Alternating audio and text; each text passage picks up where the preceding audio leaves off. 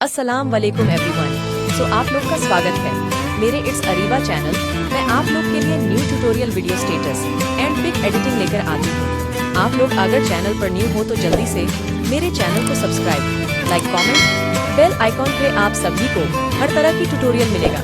End अब हम video start करते हैं, लेट्स गो। होना है तुझ में परार,